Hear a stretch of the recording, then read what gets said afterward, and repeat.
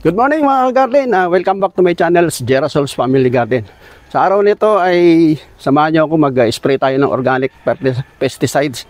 Ngayon pala ay araw ng linggo, January 21, 2024 na. Ang bilis na po ng araw. Tatapos naman po yung buwan ng January. So ito po, pero bago yan, i-update ko muna kayo sa bagong transplant ko na sibuyas. Ito po yun, 1 week na to bago na-transfer ko. So, kasi pinunla ko yan November 23, 2023. Bali 1 week na yan pag ganitong stage niya pag 1 week pa lang. Kung naalala nyo mga garden, ito yan. Dito ko pinunla yan sa container na hinati ko lang yung sa tubig. Sumobra. Dito ko na lang nilagay. Ewan ko kung magkakalaman kasi mababa na yung lupa Hindi kagaya dito, compare dito na mataas to. Tsaka yung pag-cultivate ko nito mga ka-garden, yung pag soil preparation ko, pakipanood na lang sa vlog 26 ko. Andun yung pleto pag paano pag-prepare ng lupa. So ayun mga ka-garden, mag-ano na tayo, mag-spray tayo ng organic.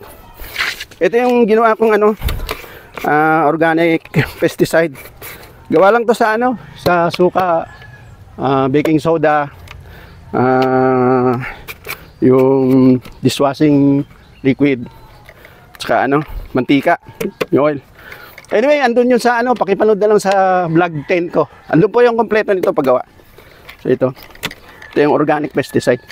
Ito yung dabis na Subuko na to kahit ma-spray sa kamay, hindi delikado. Hindi kagaya nung compare nung sa mga yung synthetic, medyo delikado yun sa kalason. So ito nga pala mga kakartin, mga repolyo. Kasabay rin to, pinunla ko dito sa sibuyas, pati yung sa talong. Yun, sabay-sabay sila. Yan, ayan na stage nila. Kaya sprayan ko ito ng organic mga kagarden. Kasi sinimula ng kainin ng uod. Yung moth, ano ba sa Tagalog yung moth? Gamu-gamu ba yun? Yun, comment na lang kayo mga kagarden kung anong tawag doon. Ito. Kasi nagsisimula na yung ma-form yung head niya mabubuo na. Ganito pag masyadong critical to mga kagarden pag nabubuo na yung heads niya. Kasi once na pumasok yung yung uod, kasi pag na-develop na yung heads niya tingnan kung mapapansin nyo, mitiklop na siya. Pag pumasok yung uod dyan, mahirap na natin mapatay kasi hindi na siya lalabas, sa loob na siya. Kaya ganito pa lang, isprayan na natin. Yan. Kasi pag once na nakapasok yan, mahirapan na tayo, hindi na mapapatayan. Kaya ganito pa lang stage. Na? Kasi almost 2 months na to. So 23, 2 months na. November, December, January. Yan. Pag pumasok sa loob yung uod na yan. Kasi sa gabi yan sila nangingitlog Yung larva niya magiging uod. Yun. Yan manginginain. Kagaya nito, kagarden Yan Ewan ko kung makaka-recover pa to. Malambot kasi yung heads niya pag ganito ang stage niya. Yan. Yung matigas hindi niya kinakain. Ito na sa usbong. Yan. Yan nagsisimula na. Pag 2 months kasi 3.5 months lang to. Buo na yung heads niya, pwede na ma-harvest. Yan. Sayang, ito sayang kagarden Kinain. Isang gabi. Kaya ito yung pinaka-critical ng repolyo, yung edad, mga 2 months. Kasi nabubuo na yung heads niya Yan. Kailangan talaga close monitoring ka, araw-araw titingnan mo. Sa gabi kasi nanginginain yan Bali kasi yung nocturnal yan Yan. Yan sayang nabubuo na. Kaya pag tiklop niya, kung naunahan na tayo sa ilalim, wala na. Hindi na natin siya mapapatay. Kaya ngayon pa lang, na natin siya. Ito mga garden pakita ko lang sa inyo. Ito yun Ayan meron dito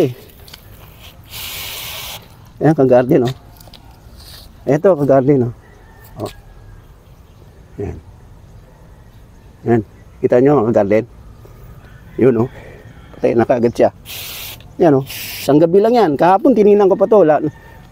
Wala pa yan Yan Yan. Sayang eh. Yan. Magkakarga muna tayo mga garden. Lagyan natin ulit. Ito.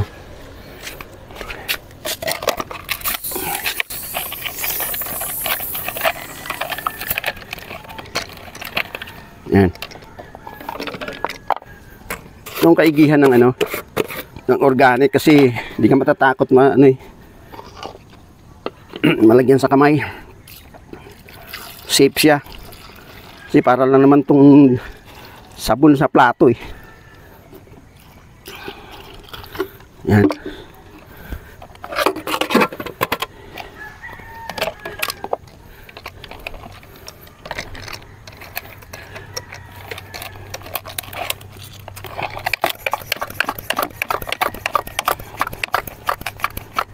Ito.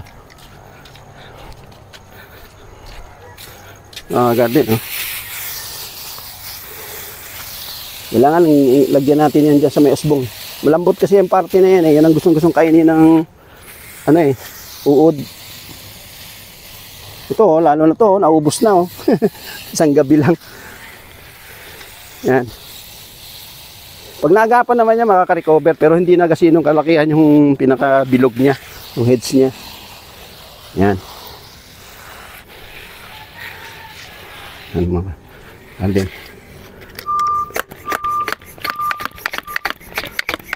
Yan. Ito ang pinaka-critical sa lahat eh. Pag ganito na edad ng repolyo eh. Kailangan talaga araw-araw mong titingnan yung ano niya, pinaka-usbong niya. Spray. Yan, okay na yan. Mamatay na yan sila. So mga garden, anuan pa natin. Ay, ito pa pala.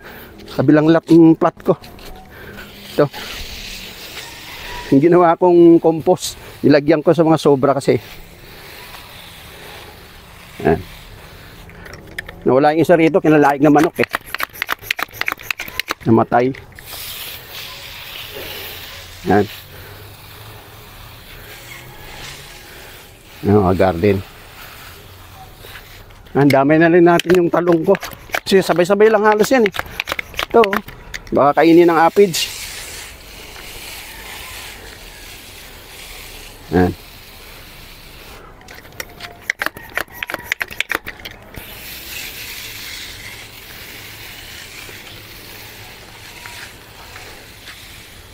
Ayan mga garden.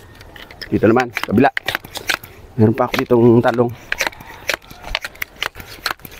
Mga garden.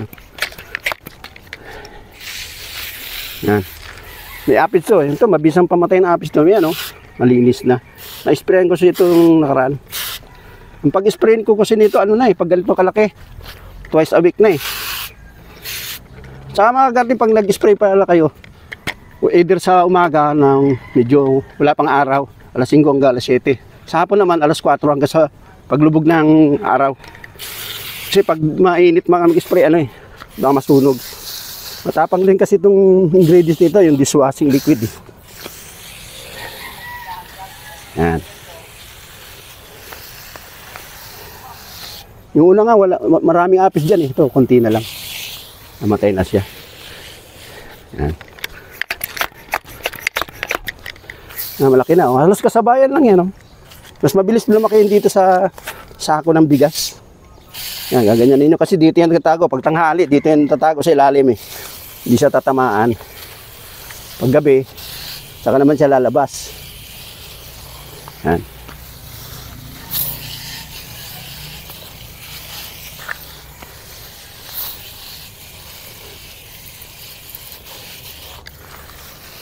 Garden, oh.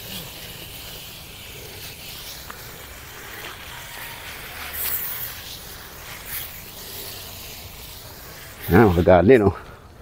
Okay na. Yan. May sobra pa. Ayan pa sobra. Yan.